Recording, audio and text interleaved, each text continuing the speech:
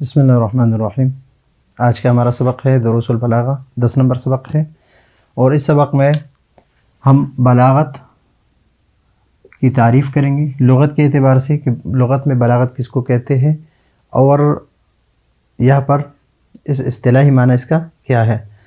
تو والبلاغۃ فی اللغۃ، والبلاغۃ فی اللغۃ، بلاغت لغت میں کس کو کہتے ہیں؟ الوصول، وصول کا معنی ہے پہنچنا، پہنچنا، اور انتہا کا معنی ہے یہ پہنچنا۔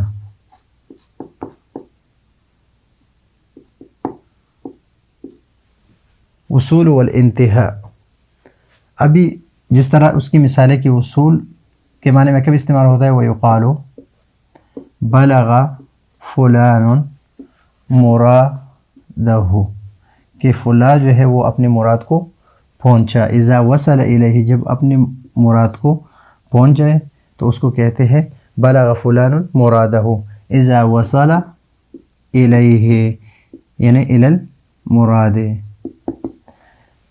وبلغ، اور جب ہم کہتے ہیں کہ بلغ الرکب المدینہ،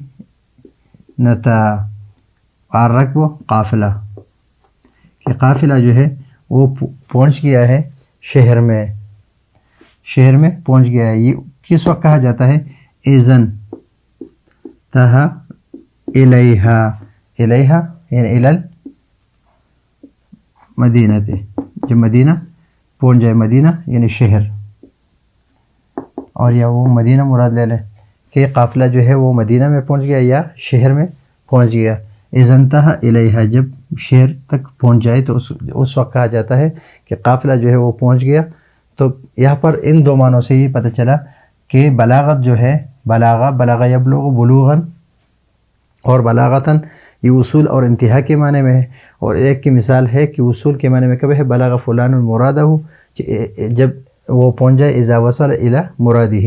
وبلغ الرکب المدینہ، کہ قافلہ جو ہے وہ پہنچ چکا ہے شہر میں، اذا انتہا الیہا، جب وہ پہنچ جائے شہر میں تو اس وقت کہا جاتا ہے کہ بلغ الرکب المدینہ۔ تو یہاں پر مراد تک پہنچ جانا یہ، اور یہاں پر ہے شہر تک پہنچ جانا۔ ابھی جس طرح پچھلے سبق میں ہم پڑھ چکے تھے کہ فصاحت جو ہے، فصاحت یہ صفت بن رہی کس کی؟ کلمہ کی، کلام کی اور متکلم کی۔ ہم کہہ سکتے ہیں کہ کلمۃ فصیحۃ،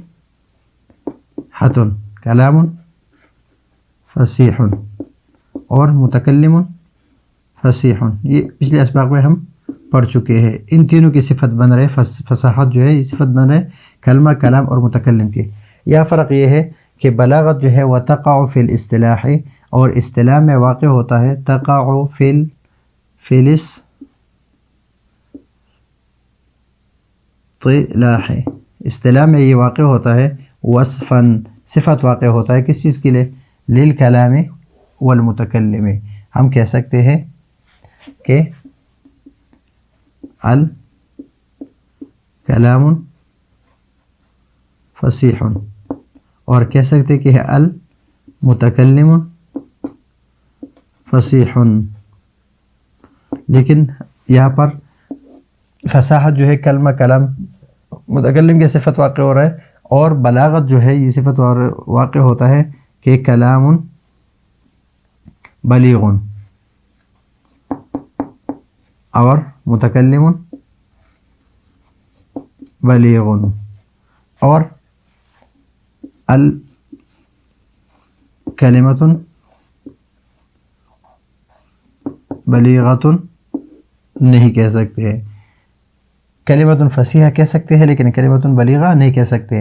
اور کلام کو فصیح بھی کہہ سکتے ہیں، کلام کی صفت فصیح بھی آ رہی ہے، کلام کی صفت بلیغ بھی آ رہا ہے، اور کلام متکلم کی صفت جو ہے وہ فصیح بھی آ رہا ہے اور بلیغ بھی آ رہا ہے۔